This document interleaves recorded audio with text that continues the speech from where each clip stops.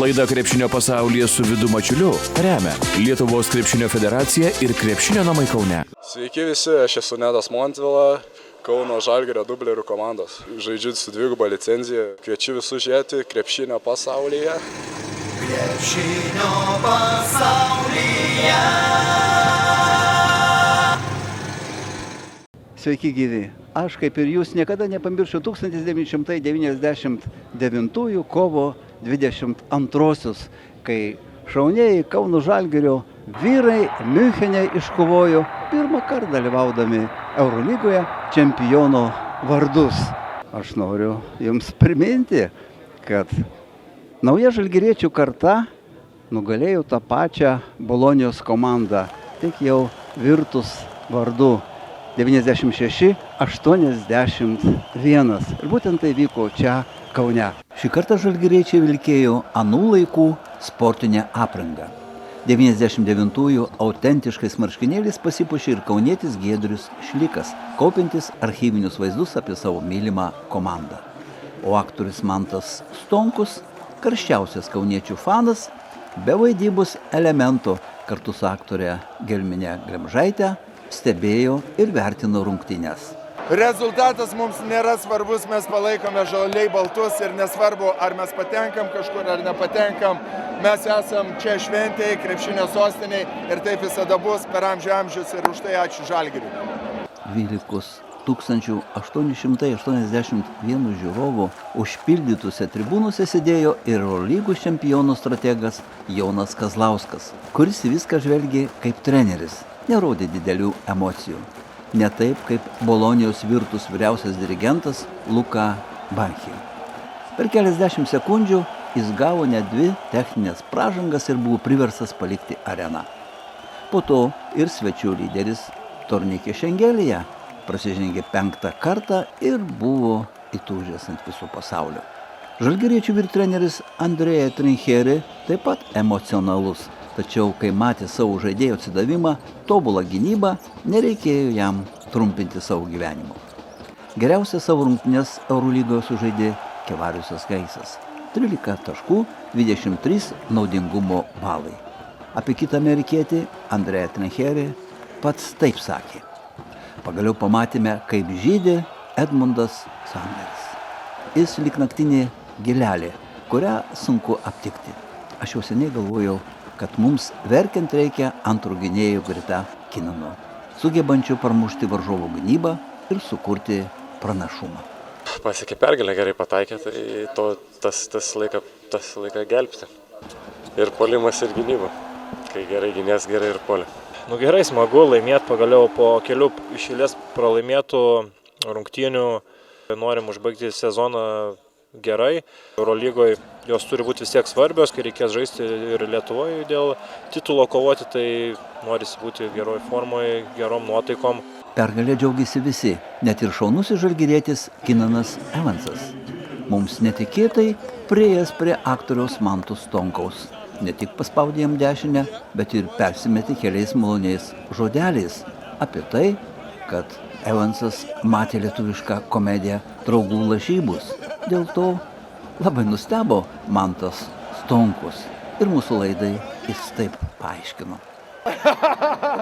Nuo tada, kai Justinas Jankevičius filme pradėjo bučiuoti mano būsimą žmoną ir jis sakė, kad aš labai esu rimtas ir stiprus vyras, kad tai iškenčiu.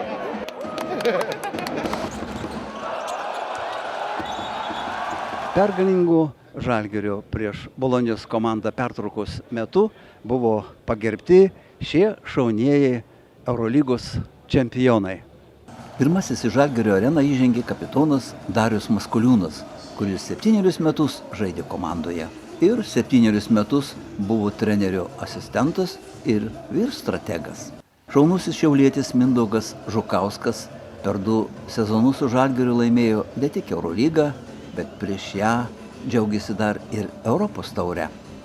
Sabonių krepšinio mokyklos auklėtinis Giedrius Gustas taip pat Eurolygos čempionas, 5 sezonus praleidęs Kauno Žalgiryje. Karštais plojimais arenoje buvo sutiktas vyriausiasis treneris Jonas Kazlauskas, kuris 94-2000 metais buvo Kauno komandos strategas atvedė Žalgirį į senųjų žemynų aukštumas, pažymėtas Europos ir Eurolygos taurėmis. Įdomu, kada Žalgirio arenoje bus pakelti vyriausiojo trenerio Jono Kazlausko marškinėliai. Algirdas Brazys ne tik Eurolygos čempionų trenerio asistentas. Jis daug metų žaidė už Žalgirį, su kuriuo laimėjo Sovietų Sąjungos auksą, sidabrą ir tarpkontinentinę Džonso taurę. Labai daug prie Žalgirių laimėjimo, ne tik iškovojus Eurolygos čempionų taurę, prisidėjo specialaus fizinio parengimo treneris kaunietis Aleksandras Kosauskas. Pagerbtas ir buvęs puikus ilgametis Žalgirio komandos gydytojas Robertas Narkus. Gaila, kad tik nedaug čempionų atvyko į šventę, o juk prisiminti visiems yra ką. Prisimenu tą 99 vakarą, iš Miuncheno jie grįžo, Adomaitis išskustais plaukais ir laukiam, žiūrėjom. Mes jau Kaune, taurė čia. Prieš išskrisdami Vilniaus oro uoste svajojame, galvojame apie tai, kad taurė bus Žalgiriui. Tačiau apie tai bijojame garsiai pasakyti. Pasakė garsiausiai pasaulyje mūsų Žalgiris. Lygiai prieš 60 metų Lietuva iškovojo Europos čempionų vardus. Lygiai prieš 20 metų Žalgiris krito iš aukščiausiosios lygos kartu su Sergejum Jovaiša. O dabar štai matot, karūna Žalgiriui, karūna visos Europos. Žalgiris užkariavo ne tik tai Lietuvos ir galių širdis, jos buvo jau seniai užkariautas. Užkariauta ir Europą. Apie Žalgirį dabar kalba tik tai geriausiais žodžiais. Visi, net NBA bus pasakyta, kokia tai graži ir gražiai žaidžianti komanda. Dabar mūsų komanda jau sunkiai net gali patekti ir į 10 geriausių Eurolygos komandų būrį. Žalgiris namuose žaidė su Ispanijos Baskonija, kuriai atstovauja ir lietuvis Tadas Sedekerskis. Ačiū Dievui, kad laimėjome. Žalgiris šiandien buvo daug geresnė komanda, žaidė kartu, žaidė komandiškai, dalinosi kamuoliu. Mūsų žaidimas buvo po vieną. Ir manau, iš šono tai atrodė tragiškai. Dar liko 3 rungtynės, manau, privalom pataisyti šitą žaidimą, pradėti žaisti komandiškiau. Liūdnos nuotaikos. Tai buvo oho savaitė. 2 stiprus varžovai, 2 galingus pergalės. Turėjome gerą koncentraciją. Kontroliavome žaidimą visas 40 minučių. Nepasakyčiau, kad esu nustebęs rezultatu, bet esu sužavėtas požiūriu, nes dviguboje Eurolygos savaitėje labai sunku po sėkmingų pirmųjų rungtynių išlaikyti tokį pat emocinį ir fizinį lygį. Tikrai geras rungtynės mūsų, manau, solidžiai sužaidėm, kontroliavom tempą, tą, kur norėjom padaryti nuo pat rungtynių pradžios. Greitai žaidžianti komanda ir neleidom jiem bėgti, neleidom jiem susikurti lengvų taškų, tai taip kontroliavom rungtynes ir ta pergalė ganėtinai lengvai pasiekta. Pergalė šiandieninė tikrai buvo nuostabi. Manau, mums pavyko ją pasiekti, nes žaidėm kaip komanda. Visi buvom, kaip treneris minėjo, alkani, norėjom tas pergalės. Ir dar žinom, kad yra šiek tiek teoriniai šansų patekti į krintamasias, tas ir motyvavo žaisti taip gerai. Turėjau šią savaitę 2 geras Eurolygos rungtynes. Tikrai mane motyvuos tos pergalės. Jeigu Žalgiris norėtų matyti šalia, aš nieko prieš būti prie jų. O, Heisas šaunus žaidėjas. Jis ne tik gynyboje puikiai rungtyniavo, bet ir puldamas buvo gerose pozicijose. Taikliai atakavo, dėjo iš viršaus kamuolį į krepšį. Aš esu tikras, kad Kavarijus ir kitą sezoną bus čia, o Žalgiris jam net algą padidins. Na taip, žiūrėsim, stengsimės kovoti ir kiekvienas rungtynės einam ir žiūrim jas, kaip sakyti, ne toliau. Turim kovoti dėl pergalės, dėl savęs, dėl savo fanų, o jau kaip bus, tai bus.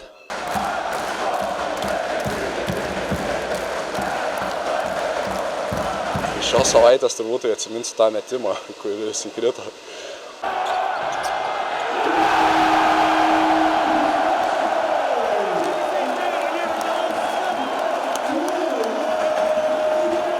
pamoką, kad nebijot ir naudotis kiekvienu galimu šansu, kurį gauni. Pamoka labai gera, labai gera. Kaip? Geras vyras.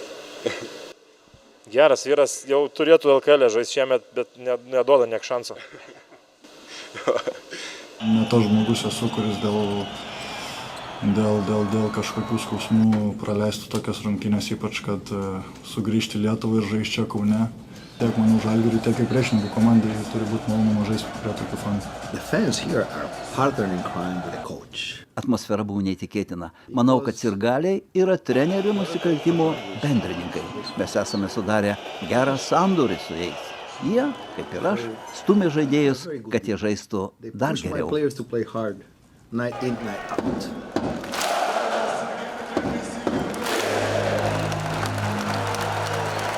Po pertraukėlės mes tęsime savo laidą, kurioje svečiuosis legendinis žalgirietis Algimantas Žukauskas. Pailsėkite ir sugrįžkite į krepšinio pasaulį. Laida Krepšinio pasaulyje su Vidu Mačiuliu remia Lietuvos krepšinio federacija ir Krepšinio namai Kaune. Cibet – lošimo automatai. Ruletė – lažybos – stalo lošimai. Įsitraukimas į azartinius lošimus gali sukelti priklausomybę. Sveiki, aš Mantas Tonkus, žiūrite legendinę laidą Krepšinio pasaulyje. Krepšinio pasaulyje. 24 rudenį Kauno Žalgiriui sukaks 80 metų.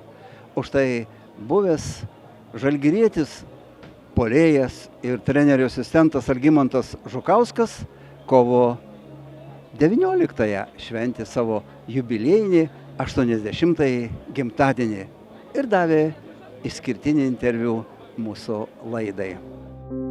Įsiskaitau, kad aš telšietis, bet gimiau ne Telšiuose, gimiau Šiauliuose ir persikraustėm į Telšius. Tai paskiau visą vidurinę mokyklą ten. Buvo tik tai šlakuota aikštelė. Nu tai ten nuo ryto lig vakaro duodavom. Savamokslis buvau. Lenkovičius treneris, o šitas tai rimtai dirbo. Treniruodavomės Telšiuose Žemaitės viduriniai. Susirinkdavom nuo 7 ryto, a Lenkovičius jau ateidavo nuo 6 ir mėtydavo baudas. Ir jis buvo pastatęs rekordą. Lietuvos ar Tarybų Sąjungos, nežinau, kiek iš eilės baudų, 120 buvo sumetęs ten iš eilės. Ir jis buvo tą rekordą pastatęs. Bet jis ten ilgai neusibuvo ir atėjo treneris Šaikūnas, žinai turbūt. Jaunių Lietuvos ar pogrupė, ar kokios varžybos. Nu, aš ten ryškiai įsiskyriau. Tai Stonkus prie sako, nu tai kaip dabar apsigalvoja, nes jis mane anksčiau jau vadino stoti, bet aš nestojau. Pakvietė Žaliukų rinktinę, po to pakvietė į Žalgirį. Įstojau į Kūno kultūros institutą. Pavėluotai atvažiavau jau. Tai tos fizinė reikėjo pratimus praeiti, aš ten per 1 valandą viską praėjau su didžiausiais į priekį rezultatais. Nu, iš prigimties tai buvo. Jeigu, supranti, Žalgirį būdavo bimba mėgėjas duoti 10 šuolį tokį. Visi prašokdavo 10, o aš tą 10 per 8 šuolius ir dar 2 šuolius jau toliau. Tai gali suprasti, koks fizinis buvo pasiruošimas komandos. Nu, tai treneriai iš karto buvo bimba. Tik 2 kartus dalyvavom Lietuvos pirmenybėse ir 2 kartus čempionais tapo. Neleisdavo Žalgiriui dalyvauti. Dalyvaudavo atskiri tai vadinami klubai. Iš krepšinio nepragyvenom. Aš gaudavau iš pradžių pirmus metus gaudavau 300 rublių, atvažiavęs pirmus metus į Kauną. Nu, dar teisingai, kol skolų neprisirinkau KKI institutė, dar tą stipendiją gaudavau. O paskiau skolų atsirado, nieks nebemokas. Tada tik tai po 30 rublių dadėdavo. Visus metus taip išgyventi reikėjo. Tėvai neturėjo iš ko atsiųsti. Bulvės kepdavom ant vandens. Atsimenu institutė Kūno kultūros, kaip jau mokiausi, tai per vienas rungtynės 2 sportbačius suplėšiau. Kaip stoji, taip ir koja lekia lauk. Sportbačiai tai nedaug dievė. Tai kad žaidžiant jau Žalgirį dar pirmus metus su Kauno Inkaro bateliai žaidžiau. Aš vis laik Paulauską keisdavau, prisimeni. Paulauskas pavargsta, mane įleidžia, Paulauskas pailsi vėl ir mane vėl ant suolo. Paskiau jau tik tai jau, kaip jau po 5-6 metų, jau pradėdavo leisti, bet geriau būčiau žaidęs gynėjo. Buvo viršoklesnis ir greitesnis už tos kitus ten komandų gynėjus. Bet nebuvome tai tų tritaškų, mes nesistengdavom ten per daug taip švaistytis. Daugiau būdavo taip, kaip čia įvesti kamuolį, tam centrui, kaip ten visokius derinius, kad iš po krepšio mesti arba nuo baudos linijos daugiau. Aš dar porą metų ten tik te buvau kapitono. Paulauskas išėjo, tai kaip vyriausias buvau jau, taip paskyrė. Baiginėjau žaisti viską. Dar norėjau Bimba, kad dar vienus metus žaisčiau, bet atsisakiau. Pragyventi reikia. Beresnevičius toks buvo Kaune lengvosios atletikos. Radio gamykloje dirba, nes aš už radio gamyklą paskiau dar žaidžiau. Tai sako, kuriais Elgi, sako, kai pabaigsi. Ai, sakau, išeinu jau į Žalgirį, sakau, nieko negaunu, atlyginimą mažas. Tai kai pasakiau, kiek gaunu, tai tik, sako, mes dadėsim ten biškį. Tai gaudavo čiut net dvigubai daugiau negu Žalgirį. Lygiai 43 ar 4 metų pažaidžiau už radio gamyklą. Ir išėjau taip gražiai. Paskyrė ir trenerių Rakauską į Žalgirį. Rakauskas atėjo man ir sako, Elgi, tu sutinki ar ne? Sako, aš matau, tu čia rimčiausias. Jeigu nori, sako, aš tave paimsiu antrų trenerių. Sakau, tai kad aš nedirbęs, sakau, kaip čia dabar. Niekas, sako, aš manau, kad kas palošęs už Žalgirį 10 metų ar ką, tai tikrai šitą jau žino, orientuojasi jau. Nu taip, sutikau dirbti. 5 metus atėjo Būtautas, su Būtautu pradirbau kelius metus. Tarp kitko, vienas iš geresnių buvo trenerių. Vat jis mane ir išmokė toliau dirbti. Tik tai Būtautas. Gali nulenkti galvą, Garastas atėjo. Dirbom, atrodo, tą rezultatai buvo, užėmėm prizinę vietą. Atėjus Saboniui iš karto rezultatai šoko. Sabonis prasivarė pro visą aikštę ir kaip šovė iš viršaus. Per visus tos tada Spartakė lošė aukšti žaidėjai centrai. Tai Kondrašinas taip susijėmė už galvos. Nenori nusikeipti, kaip jis pasakė, atipir visiems būdit iš paraidės. Taip ir buvo. Žalgiris tais laikais dar labiau buvo prestižinė komandas sovietų laikais, negu kad dabar tai Žalgiris, dabar tai matom kokią komandą. Užsieniečių žaidžia. Mūsų dėl ko mums vertina, daug kas taip sako, aš nežinau, galite. Čia teisybė, neteisybė, sako, o visi lietuviai lošia, dėl to, sako, ir balėdavom, kad rusus įveiktumėt.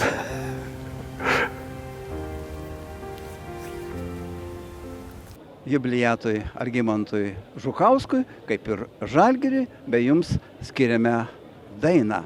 1999 Julius Siurbis parašė dainą apie Žalgirį, Eurolygos čempioną, kurią atliko dainininkas Egidijus Sipavičius, o videoklipą tada mūsų laidai paruošė muzikos redaktorė Dzintra Varžgalinė.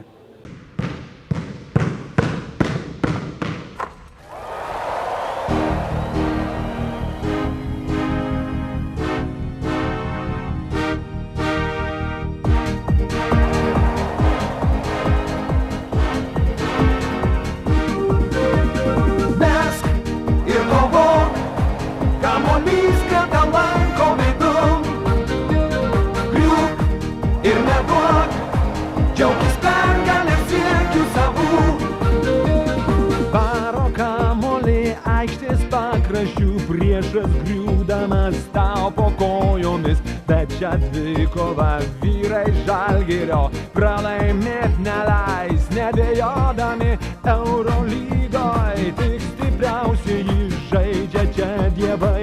neprilygstami karštos dvikovos, ginčiai aikštėje pergalių verti.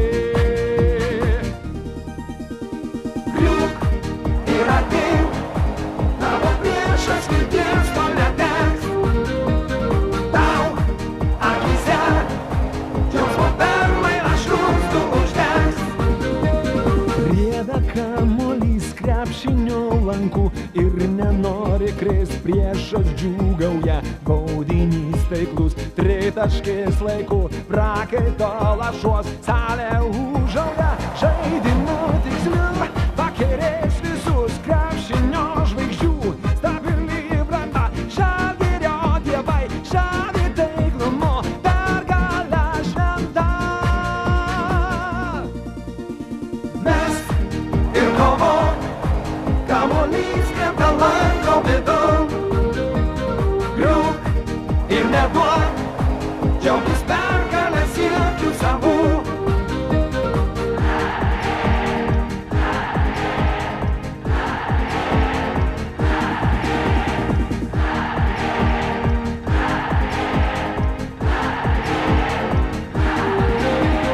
Mesk ir kovok, kamuolys krenta lanko vidun. Kamuolys, griūk ir neduok, džiaugtis pergalę siekiu savų.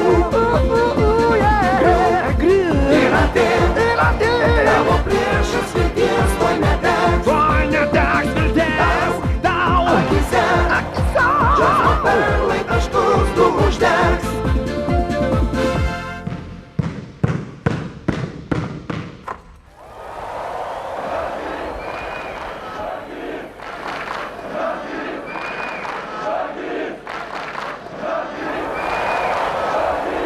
Viskas, su daina išsiskiriame ir susitiksime jau tik po 2 savaičių.